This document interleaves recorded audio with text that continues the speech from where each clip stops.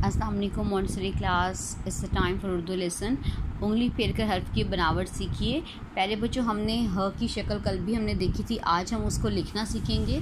तो आप सबसे पहले इस बड़ी पिक्चर में देखें, यहाँ पे हल्का सा से ऊपर हाथ उठाएंगे, फिर छोटी सी लाइन बनाएंगे बिल्कुल ज और च की तरह। इस तरह आप उसके अंदर अंदर लिखते जाएंगे, ठीक है। ह इस पर कोई भी नुक्ता नहीं है।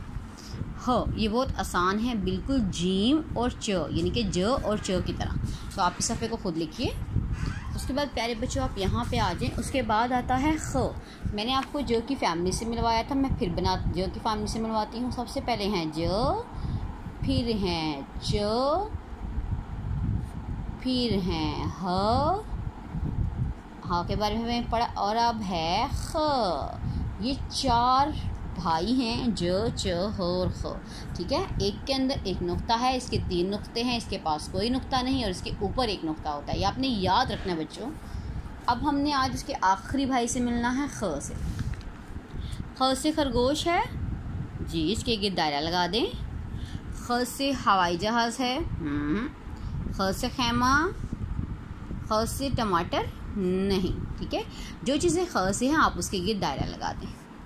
अब आप इन सारे हरूफ में ख ढूंढें, यानी कि जिसके ऊपर एक नुक्ता होगा आपने वो ढूंढना है, और उसके ऊपर क्या करना है, आपने उन खरबूजों में प्यारा सा रंग भर देना है, क्योंकि ये सारे खरबूजे हैं, ख से शुरू हो रहे हैं। चलिए प्यारे बच्चों, सेम जिस तरह आज आपने ह लिखा आप उसी तरह से ख लिखेंगे।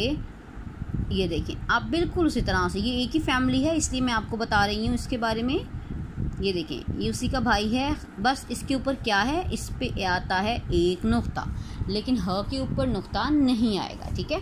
इस तरह से आपने इस पेज को भी मुकम्मल करना है और आपने जान लेना है ज, च, ह और ख के बारे में।